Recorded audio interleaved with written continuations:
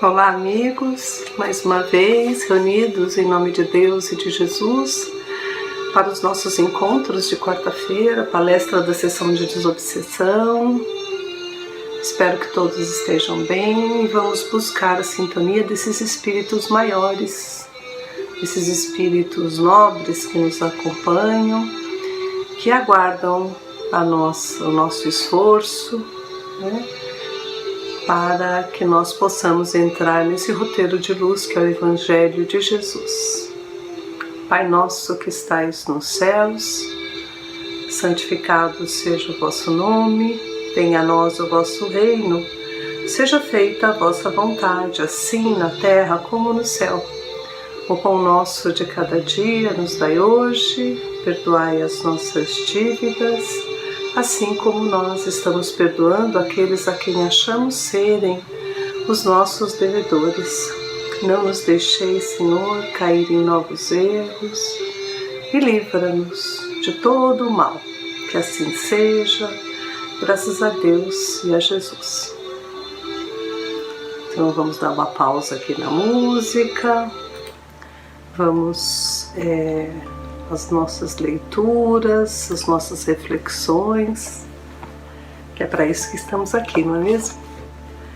Então, nós do livro Desobsessão, por Chico Xavier, né? O Espírito André Luiz, Valdo Vieira. Nós estamos no capítulo 63, que fala da assiduidade, né? Do nosso compromisso com esse trabalho, das nossas presenças. Assiduidade é lição que colhemos na escola da natureza todos os dias. Lavradores enriquecem os celeiros da humanidade, confiando na pontualidade das estações. A desobsessão, para alcançar os objetivos libertadores e reconfortativos a que se propõe, solicita lealdade aos compromissos assumidos. Aprendamos durante a semana a remover os empecilhos que provavelmente nos visitarão no dia e na hora prefixados para o socorro espiritual aos desencarnados menos felizes. Observemos a folhinha, estejamos atentos às obrigações dos benfeitores espirituais, que os benfeitores espirituais depositam em nossas mãos e nas quais não devemos falhar. Muito natural que a ausência não justificada do companheiro a 3 reuniões consecutivas seja motivo para que se lhe promova a necessária substituição. Então, desobsessão é assunto sério, deve ter como se fosse dentro de uma empresa, não se tolera atrasos, né, faltas. Veja que aqui ele fala até que após 3, ausências não justificadas, a casa espírita deve até nos substituir, porque os espíritos nos acompanham, aguardam, programam tudo, contando com a nossa presença, e nós não cumprimos com a nossa parte. Então fica difícil uma comunicação séria, um atendimento, né, às pessoas que ali foram programadas, prejudica muito. Então a gente precisa ter essa seriedade. Tudo fala pra gente sobre isso, né? O Livro dos Espíritos, por Allan Kardec, que nós vamos ler agora, na introdução, no item 8º, né, o capítulo 8º da introdução, ele fala sobre essa seriedade. Acrescentemos que o estudo de uma doutrina, tal como a doutrina espírita, que nos lança de repente numa ordem de coisas tão novas e tão grandes, não poderão ser feitos com resultado senão por homens sérios, perseverantes, isentos de prevenções e animados de uma vontade firme e sincera de atingir um resultado. Não poderíamos dar essa qualificação àqueles que julgam a priori levianamente e sem ter visto tudo, que não dão aos seus estudos nem continuidade, nem a regularidade, nem o recolhimento necessário. Saberíamos menos ainda dá-la a certas pessoas que, para não faltar à sua reputação de pessoas de espírito, se empenham em procurar um lado burlesco nas coisas mais verdadeiras, né? Um lado engraçado, né? Então, veja só, né? Que se empenham em procurar um lado burlesco nas coisas mais verdadeiras, ou julgadas tais por pessoa cujo saber, caráter e convicção dão direito ao respeito de quem se vanglorie da educação. Portanto, aqueles que não julgam os fatos dignos deles e da sua atenção, que se abstenham. Ninguém sonha violentar suas crenças, mas que queiram, pois, respeitar as dos outros. Então é sério, não é brincadeira, não é lá ir por uma curiosidade, não é estar lá para achar engraçado o que está acontecendo, inusitado, né? Não é esse o caráter de uma reunião de desobsessão. O que caracteriza um estudo sério é a continuidade que se lhe dá. Deve-se admirar de não se obter frequentemente nenhuma resposta sensata às questões graves por si mesma, quando são feitas ao acaso e a queima-roupa, no meio de uma multidão de questões extravagantes. Uma questão, aliás, frequentemente é complexa e exige, para ser esclarecida, questões preliminares ou complementares. Não adianta chegar lá há pouco tempo que se está, né, no estudo da doutrina espírita, pouco tempo que frequenta e já querer respostas de assuntos sérios, graves, né, sem que para isso a gente tenha uma base, né? A gente não pode se dirigir a uma sessão, por isso que não se é admitido nem visitas, pessoas estranhas à sessão de desobsessão, estranhas no sentido de não ter participado antes, porque é muito sério, né? Nós estamos falando de um socorro de vidas ali, de espíritos, né? E das nossas pessoas que estão frequentando, das pessoas que estão ali frequentando em busca de acalmar, de se equilibrarem, né, de encontrarem uma solução para tudo aquilo que estão passando junto à mediunidade. Então não é para pessoas que queiram brincadeira, que queiram com uma, duas idas já quer saber de tudo. Não é assim que o Espiritismo vai ser conhecido, né? É passo a passo. E ele fala aqui: quem quer adquirir uma ciência deve fazê-lo por um estudo metódico, começando pelo princípio e seguindo o encadeamento e o desenvolvimento das ideias. Aquele que dirige por acaso a um sábio uma questão sobre uma ciência da qual não sabe a primeira palavra, obterá algum proveito? O próprio sábio poderia, com maior boa vontade, dar-lhe uma resposta satisfatória? Esta resposta, isolada, será forçosamente incompleta e frequentemente, por isso mesmo, ininteligível, ou poderá parecer absurda e contraditória. Quando a gente não tem conhecimento nenhum, vamos ouvir e não vamos entender, e às vezes até achar que aquela resposta é absurda, porque a gente não tem base, não conhece do que está se falando, né? Ocorre exatamente o mesmo nas relações que estabelecemos com os espíritos. Se quisermos nos instruir em sua escola, devemos fazer com eles um curso. Mas, como entre nós, é preciso escolher os professores e trabalhar com assiduidade. Dissemos que os espíritos superiores não vêm senão em reuniões sérias e naquelas onde sobretudo, reine uma perfeita comunhão de pensamentos e de sentimentos para o bem. A leviandade e as questões ociosas os afastam.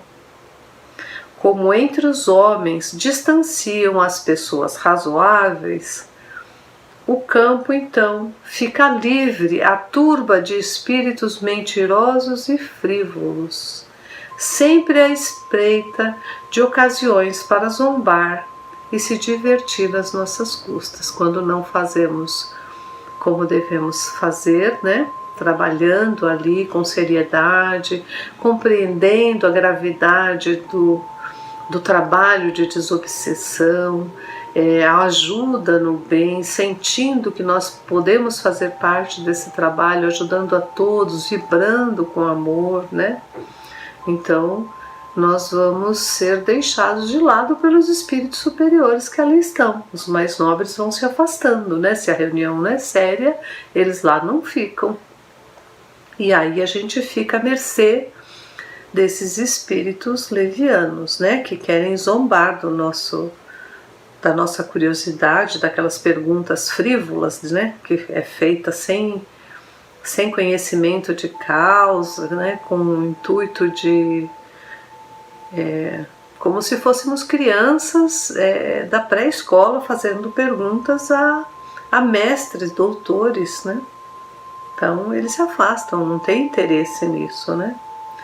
E fica então aqueles que querem zombar da gente, esses espíritos mais levianos também, né? Em que se torna numa tal reunião uma questão séria? Aí será respondida. Mas para quem? Por quem? Né? Se você fizer perguntas desse tipo, né? De baixa, né, interesse a todos, não é a comunhão do bem que nós estamos ali fazendo perguntas, talvez interesses próprios, né? Então, é como se no meio de um bando de jovens lançássemos as questões: o que é a alma, o que é a morte e outras coisas também recreativas. Então, não podemos fazer brincadeira com isso, né? Se quereis respostas sérias, sede sérios vós, em toda acepção dessa palavra, e colocai-vos em todas as condições necessárias. Só então obtereis grandes coisas. Sede mais laboriosos e perseverantes em vossos estudos. Sem isso, os espíritos superiores vos abandonam, como faz um professor com alunos negligentes, né? Então, se a gente não quer saber de estudar, só quer saber de coisas engraçadas, só quer ir lá para ver fenômenos, o que está acontecendo, comentar, né, de uma forma leviana, os espíritos nobres não vão ficar com a gente depois, quando a gente quer, né, ter esse encontro com esses espíritos. Eles lá não estarão, né? Só fica aqueles que estão com essa sintonia, né? Então, para que eles se interessem por nós, para que sejamos admitidos nessas escolas mais sérias, à luz da doutrina espírita, os espíritos que nos conhecem mais às vezes, né, do que nós mesmos, porque às vezes nós achamos que aquilo não tem problema, né? E eles sabem que tem, sabem onde afeta, sabem da nossa intenção.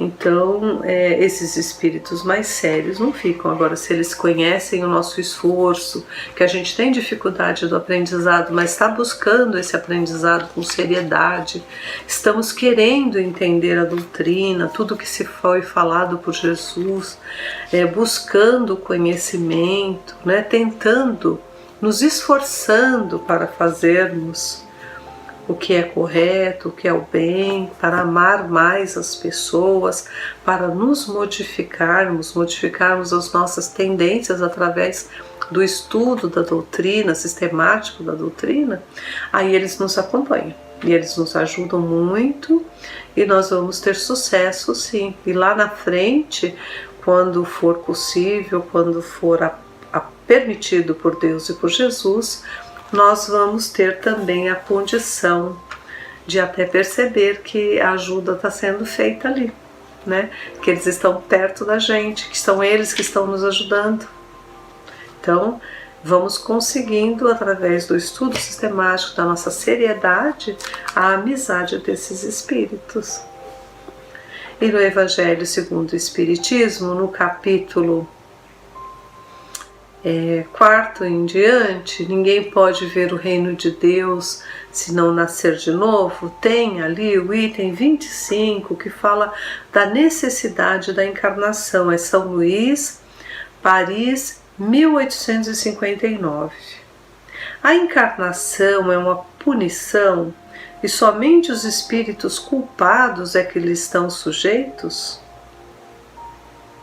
A passagem dos espíritos pela vida corpórea é necessária para que eles possam realizar com a ajuda do elemento material os propósitos cuja execução Deus lhes confiou. Nós temos missões que Jesus, que Deus confiaram a nós, né?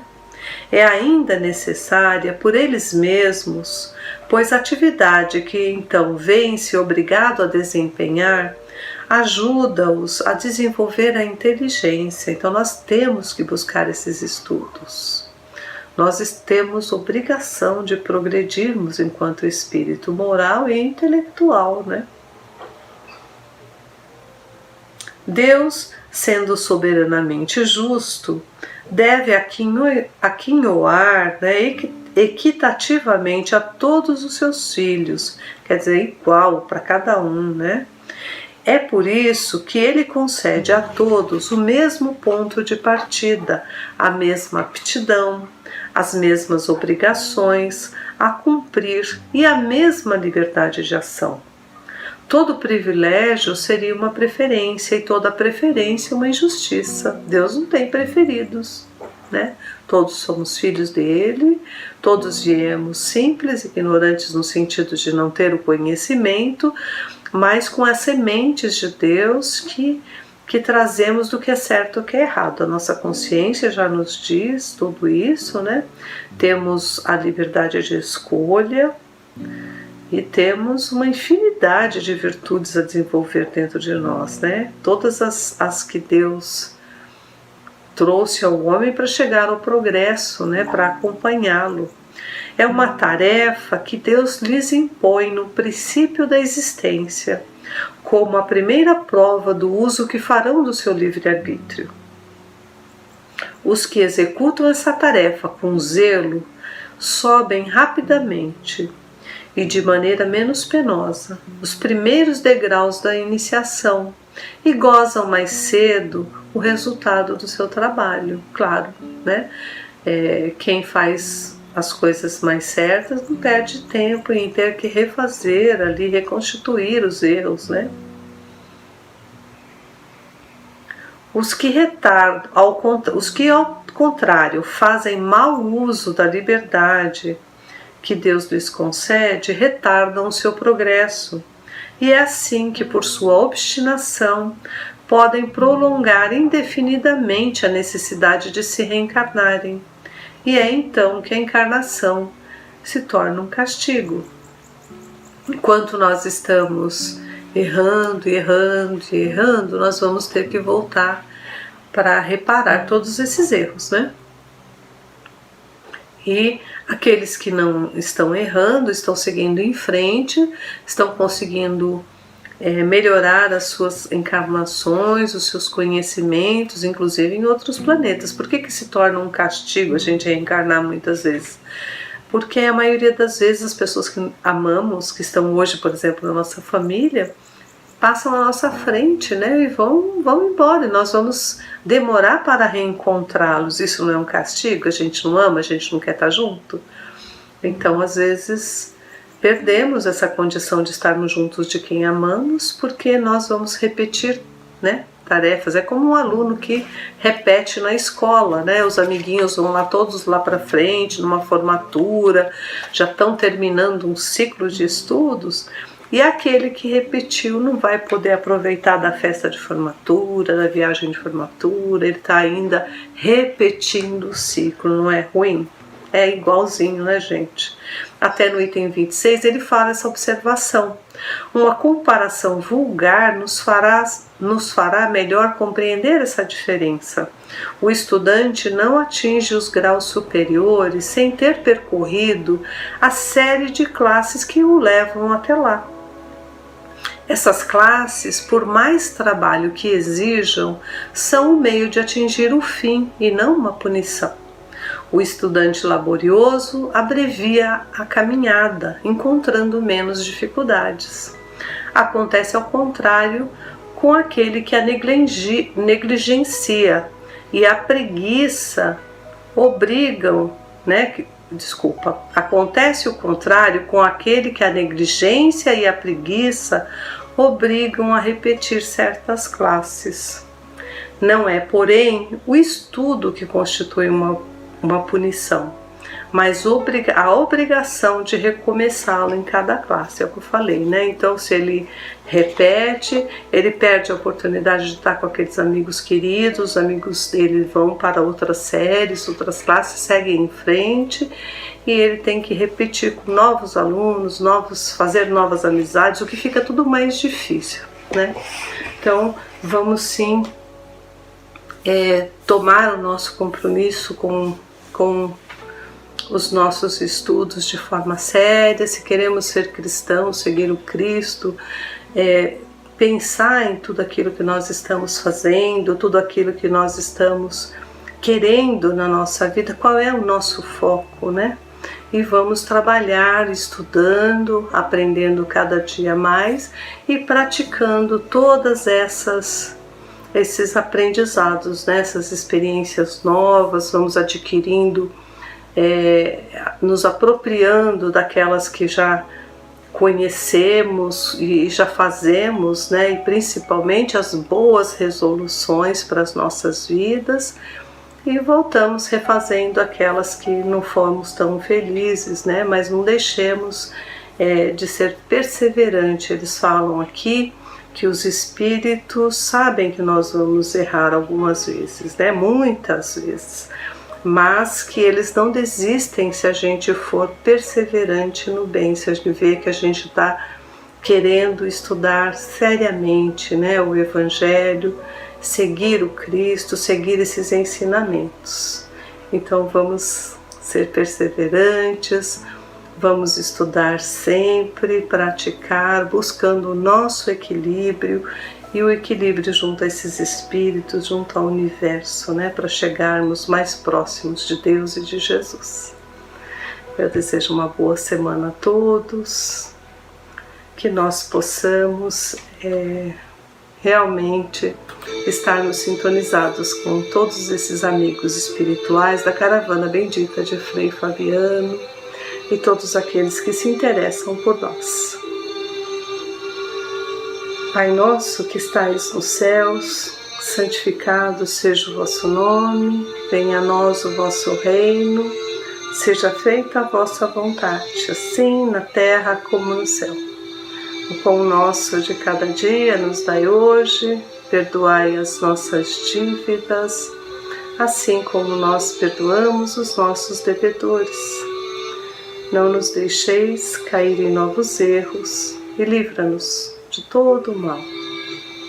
Que assim seja, graças a Deus e a Jesus.